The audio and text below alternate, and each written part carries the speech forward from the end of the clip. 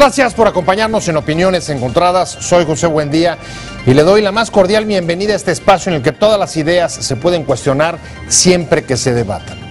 Funcionarios de alto nivel del actual gobierno le han entrado a la discusión pública sobre la política de drogas. El subsecretario de Gobernación, Roberto Campa, ayer inauguró un foro sobre política de drogas en el que se debaten los distintos modelos y se revisan las distintas políticas de drogas que hay en el mundo y, por supuesto, en nuestro vecino país, en Estados Unidos, donde algunos estados ya incluso lo venden de manera legal la marihuana.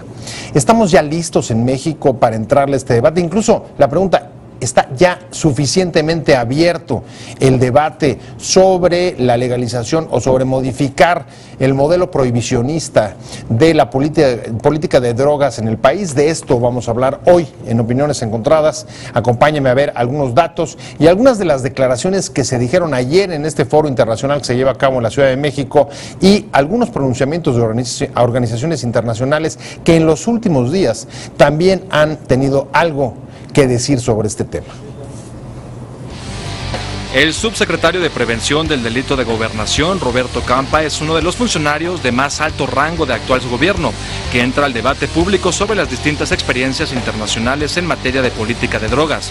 Incluso ha aceptado en un foro internacional esta semana en el DF que es necesario hacer una evaluación amplia sobre distintos modelos para afrontar el problema de las drogas, desde las políticas prohibicionistas tradicionales hasta posturas más recientes como la despenalización y la legalización.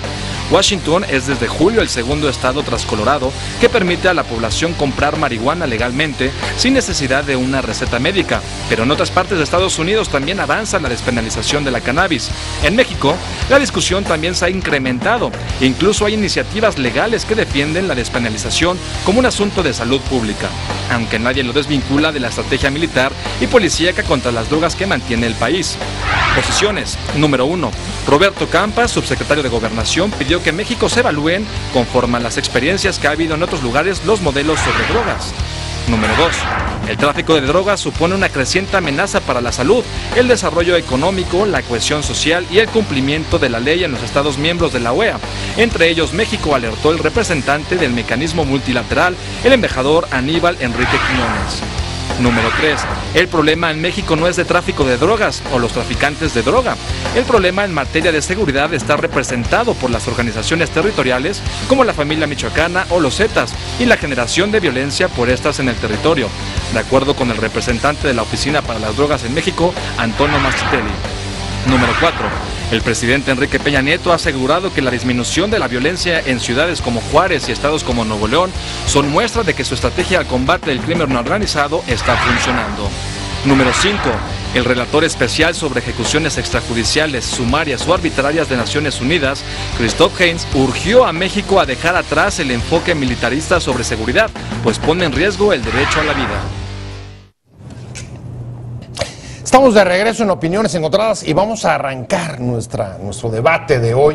Estamos entrándole al asunto de la política de drogas. Esta semana en la Ciudad de México se lleva a cabo un foro internacional auspiciado por algunos diputados, entiendo que también algunas organizaciones civiles, y es una de las primeras experiencias que ha habido recientemente sobre un foro de esta naturaleza en la que se tratan de revisar los distintos modelos que hay en el mundo, desde el prohibicionista hasta la legalización y la despenalización de algunas drogas, como por ejemplo la marihuana.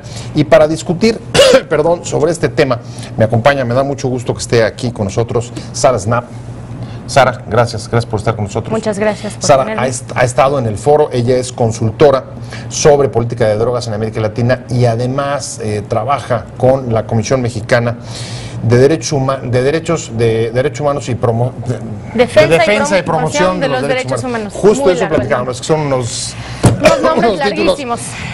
eternos, pero Exactamente. vamos entrándole. Estamos esperando también al diputado del PAN de la Comisión de Seguridad Pública, Santiago Taboada, que espero que se incorpore con nosotros en los próximos momentos, sobre todo porque nos permitirá tener un intercambio de puntos de vista y de perspectivas seguramente interesante con Sara. Pero vamos a arrancar tú y yo, Sara, Perfecto. porque creo que hay suficiente materia. Lo primero que me llama la atención sobre este foro y que creo que además es en buena medida la nota de esta semana, es que haya sido inaugurado por el subsecretario de Gobernación, de Prevención del Delito, Roberto Campa Cifrián, en el que además hace declaraciones en el sentido de entender la necesidad de revisar los distintos modelos sobre política de drogas. ¿Qué significa que Campa haya abierto este foro? Pues creo que fue algo muy interesante y muy importante que el gobierno federal mandó a alguien de tan alto nivel, y que también él fue el que presentó y inauguró el foro. Ahora, creo que esto también refleja un poco el discurso a nivel internacional que ha tenido el gobierno federal en la última comisión de estupefacientes en Viena de las Naciones Unidas en marzo de este año, y también en que México fue uno de los países que hizo el llamado para una sesión especial de la Asamblea General de las Naciones Unidas que se va a llevar a cabo en 2016. Entonces, digamos que fue Calderón que llamó por eso, Colombia, Guatemala y México. El caso de Calderón en su momento se entendió más como una manera de evadir la discusión Sí, se entendió interna. en eso, pero ahora México ha asumido un papel muy progresista en las discusiones internacionales, y ellos han decidido, yo veo mucho progreso y mucha esperanza en cómo están llevando las cosas a nivel internacional. Ahora esperamos que también se refleja a nivel nacional y que vemos cambios en nuestra estrategia aquí sobre política de drogas. Pero yo veo que Campa estuvo ahí, él habla de la necesidad de poner un enfoque de salud, que tenemos que tener reducción de daños, que tenemos que empezar a abrir el debate, y eso es lo único que podemos pedir de nuestro gobierno ahorita. Esa es la presencia de Campa ahí, lo que significa es que el gobierno federal estaría dando el banderazo para abrir el debate. Que están abiertos a dialogar, y yo creo que también quieren que haya la percepción de que el gobierno federal es un gobierno progresista y abierto a revisar las alternativas.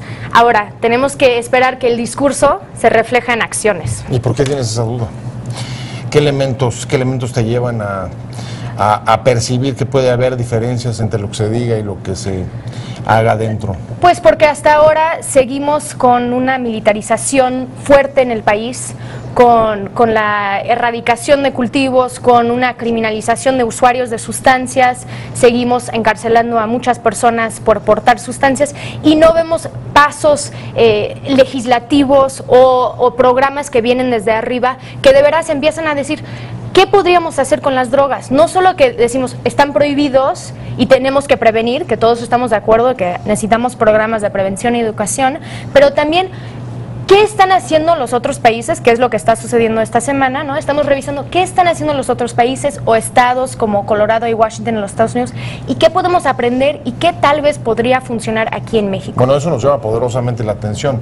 Son ya varios los estados en la Unión Americana que han despenalizado de distintas formas y en distintos grados, pero Colorado y Washington son dos de los estados en los que incluso ya puedes comprar. La semana pasada, me lo comentabas hace un momento, había colas ahí para sacarse la foto de ver quién eran los que compraban las primeras cannabis. ¿Cómo está alterando esto la discusión internacional y sobre todo en el caso de México con el problema de violencia y de seguridad que compartimos? Sí, claro. Bueno, en Colorado y Washington son dos estados donde mayores de edad, digamos en los Estados Unidos es 21 años de edad, ellos pueden comprar marihuana no médica, sino recreativa, como se puede comprar el alcohol. Hay control sobre la cantidad que puedes comprar y cuáles son las tiendas que tienen licencias para poder vender, pero como bien dijiste, hay mucha gente que están apoyando estos negocios, y en Washington fue la semana pasada que se empezó,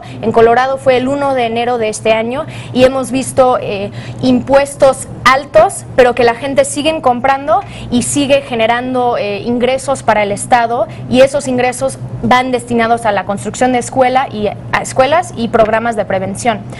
El otro, digamos, la cosa fomentando ahí es que Uruguay también va hacia ese espacio donde la regulación va a ser total de la marihuana y el cannabis en su país, donde la producción, la venta y el consumo está regulado para mayores de edad, y donde el Estado va a tener control sobre ese mercado. Y eso va a ser el primer país que desafía abiertamente a los tratados internacionales de las Naciones Unidas. Sí, claro. Y hemos visto un debate entre ciertos órganos de las Naciones Unidas y la presidencia de Uruguay, pero ellos van a seguir con eso porque dicen que es una manera de proteger a los derechos humanos de los usuarios y también de quitar recursos del crimen organizado, que eso yo creo que es clave para México. ¿Cómo podemos quitar recursos del crimen organizado y enfocar los recursos del gobierno hacia los crímenes de alto impacto? Secuestro, extorsión, asesinatos. Eso es donde deberíamos poner nuestros esfuerzos y no en controlar drogas cuando no hay un control. El Estado no está controlando. La prohibición es el negocio del narcotráfico. Eso les ayuda. Entonces, ¿cómo podemos quitar ese negocio y que el Estado pone las reglas? Que los adultos pueden tomar decisiones en sus vidas. Ahora, ahí hay una cosa interesante y es, a ver, la revisión de un modelo implica, por supuesto, modificaciones al marco legislativo, a las normas, ¿no? a las políticas públicas, pero también el funcionamiento de ellas tiene que ver pues con la aceptación, con el rechazo, con el punto de vista, con los valores de la población en la que se esté aplicando. En el caso de Estados Unidos, la recepción en esos estados ha sido bastante positiva, ¿no? Poco a poco sí. Fue cambiando, digamos que de una mayoría que se oponía hasta hace 2 o 3 años logró dar el vuelto. 57%. Exacto, es casi muy parejo. Aprobación, pero bastante parejo. En el caso de México estamos mucho más atrás. Sí, estamos más en los 30, 40% de aprobación de una regulación de la marihuana. Pero hace 10 años los Estados Unidos estaba ahí también. Entonces, en los últimos 10 años lo que vimos es que más de 23 estados en los Estados Unidos tienen marihuana médica. Y eso ayudó a cambiar la percepción de esta planta, de que hay riesgos, hay ciertos riesgos, pero que también hay beneficios y que los pacientes que requieren esta sustancia o esta planta lo pueden utilizar, y eso ayudó mucho a cambiar la opinión pública.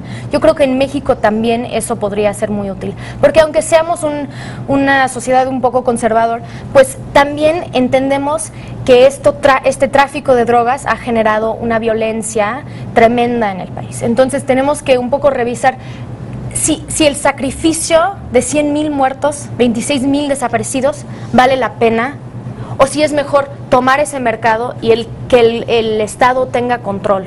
Sí, porque actualmente, a ver, ¿cuál es la percepción? ¿A partir de qué están valorando el asunto?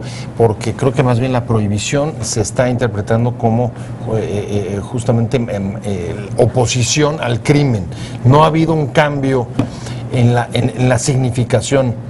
Sí, bueno, creo que parte de los ciudadanos. Sí, creo que muchos de los expertos que estuvieron esta semana y que van a estar mañana también se han reconocido esos vínculos. Y yo colaboro con el Movimiento por la Paz, con Justicia y Dignidad, que digamos es el movimiento más fuerte de víctimas en el país, y nosotros hemos puesto un posicionamiento, una postura de que es necesario empezar a hablar de esto y que cambiar la política de drogas es un paso. Digamos, no va a cambiar todo en el país, pero es un paso para quitar recursos, liberar recursos del gobierno y intentar algo nuevo, porque no vale la pena. Además estamos hablando básicamente de marihuana.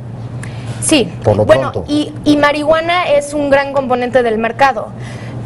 Yo personalmente creo que es importante regular todas las sustancias, que las sustancias más fuertes son las que más necesitan la regulación y el control del gobierno, y que ayudamos a acercar usuarios de drogas hacia las instituciones en vez de alejar.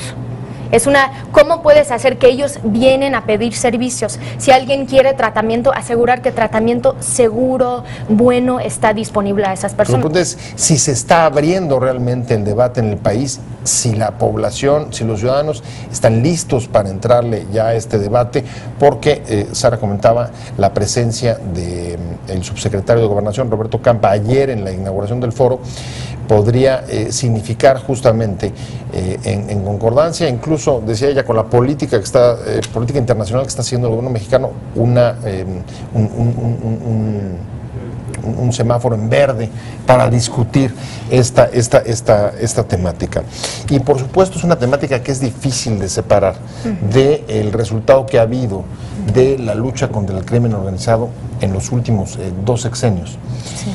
Pero tú lo decías hace rato, no podemos quedarnos solamente en el enfoque de seguridad, porque no necesariamente la gente, la percepción ciudadana asocia quitar prohibición con afectar al crimen.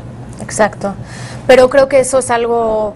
Sabemos que quitar un negocio del crimen organizado o de los narcotraficantes sí va a tener un impacto, y creo que ya tenemos varios. Es muy difícil hacer estudios sobre un mercado ilícito, digamos que no se puede tener datos duros, claro. Solo se puede tener estimaciones. Sí, entonces sabemos o creemos que que la marihuana o el cannabis es un 30% de los ingresos al crimen organizado. Sí. Okay.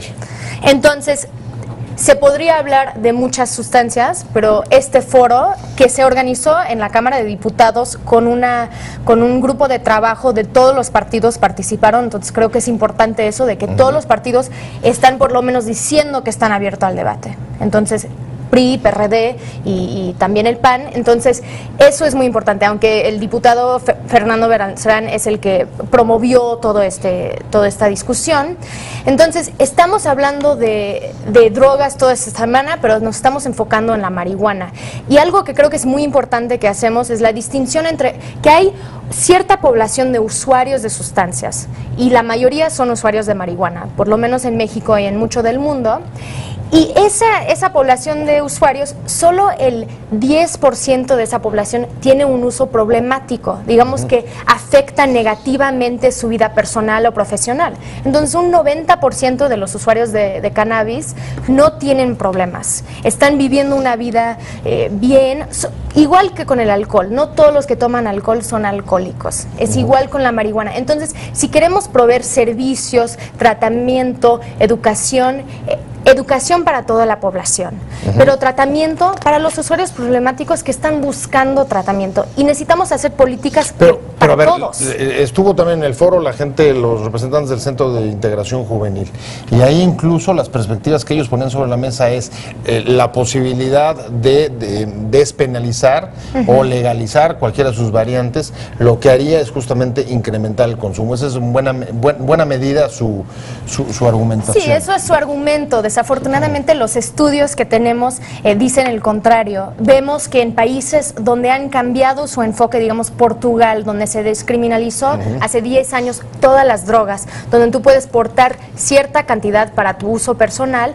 hemos visto que el uso no subió en jóvenes. Vemos lo mismo en Holanda, donde el uso de la marihuana no es legalizado o regulado, sino permitido, que ellos no tienen uso más alto que en sus países vecinos como Alemania o Francia. Sabemos que un enfoque punitivo no hace que la gente dejan de usar sustancias, y tampoco que una legislación más permisivo, como que tampoco aumenta el consumo. Ahora ellos dicen, eso puede ser en el largo plazo, pero en el corto plazo se incrementa el número de adictos, y la carga que puede haber para las instituciones de seguridad pública puede subir enormemente. ¿Esto lo están valorando?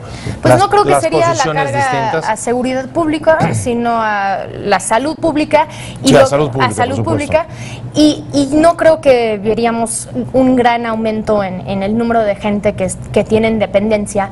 Si haces una encuesta de personas que usan drogas ilegales, nadie está esperando, o la población en general, nadie está esperando que legalizan o regulan sustancias para probarlas. Si alguien quiere usar una sustancia, nadie pide identificación, no hay ningún control al acceso, no hay ningún control sanitario. Entonces está muy accesible las sustancias si uno desea tenerlos. Lo que nosotros proponemos es que sí hay un control sanitario, que la gente pueden conocer muy bien lo que están consumiendo, que saben sobre los beneficios, también los riesgos, y también cómo se puede utilizar de una manera más segura. Son un poco las iniciativas del Distrito Federal, y están aparcadas en la Asamblea. ¿Qué ha pasado ahí?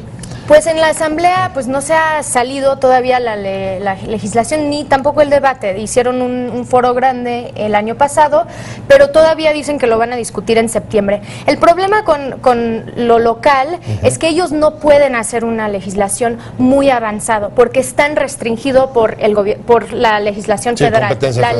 La ley general de salud dice que el gobierno federal tiene esa competencia, entonces no se puede regular ni tampoco implementar un sistema de marihuana médica sin que se cambie a nivel federal, que es la propuesta de Fernando Belanzarán y el senador Mario Delgado, que ellos quieren cambiar dónde está la marihuana de la lista 1, donde no reconocen ningún uso médico o terapéutico, a la lista 3, donde sí reconoce eso y da un poco más de autonomía a los estados para que ellos puedan tomar decisiones propias. Eso me lleva, digamos, yo estoy aquí un poco como abogado del diablo, ante la ausencia del representante del PAN, sí, del otro lado, pero a ver, decirte, me lleva al otro argumento que siempre se pone sobre la mesa, que es, no se puede hacer un proceso de despenalización o legalización en un solo país, tiene que ser un proceso internacional.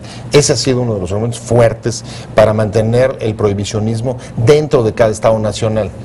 ¿Cómo lo valoras? Bueno, siempre es un negocio transnacional, eso sabemos, un negocio global. Sabemos que de ciertas regiones vienen ciertas sustancias que vienen de ciertas plantas, en general la coca que viene de la cocaína que viene de la hoja de coca.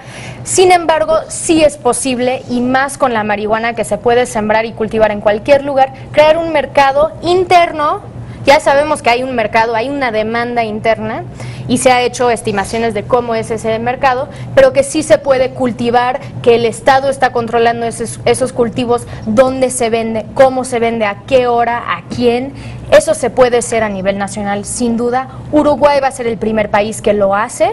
Tal vez ellos van a estar muy cautelosos en que no se puede llevar la marihuana afuera de sus fronteras. Ellos están haciendo acuerdos con Brasil. Sí. Eso ya sería narcotráfico. Sí, pero también ellos están aumentando las penas por portar marihuana si no está comprada dentro de sus farmacias o cultivado por ellos mismos.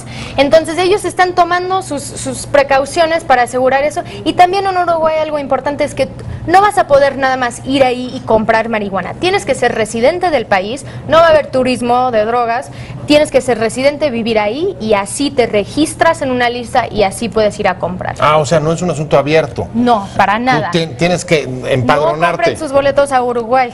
Exacto. Digo, van para todo lo demás. Y en el caso de Washington estamos igual, también tienes que estar empadronado. No, en Washington y Colorado, cualquier persona que llegue que es mayor de 21 años puede comprar ahí. Y esos son dos modelos distintos que también para dos contextos distintos. O sea, con tu IFE puedes cruzar y...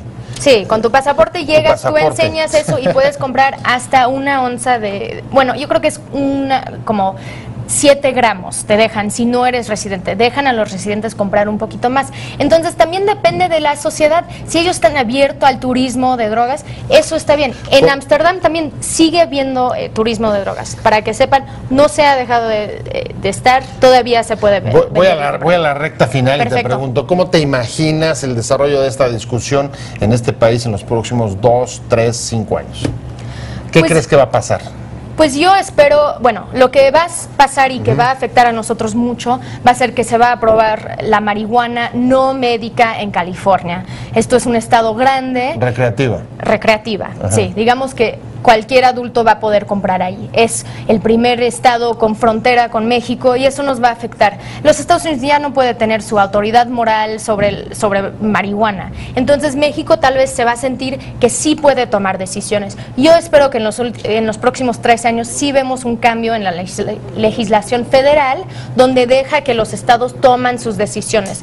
O sea que todo lo que estás diciendo es que ha pesado mucho más en la política mexicana la guerra contra las drogas impulsada por Estados Unidos que incluso el rechazo de la población internamente a la legalización. Sí, porque yo creo que el gobierno federal podría tomar decisiones, no es necesario que va hacia los ciudadanos.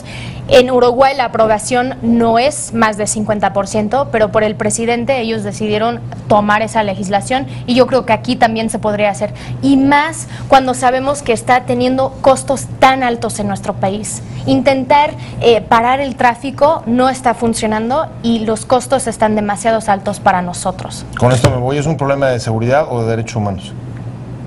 Pues son los dos, eso es lo más interesante de la política de drogas. Muchas gracias a Sara Snap, consultora sobre política de drogas. Te invitamos a seguir cuestionando la información con los siguientes videos.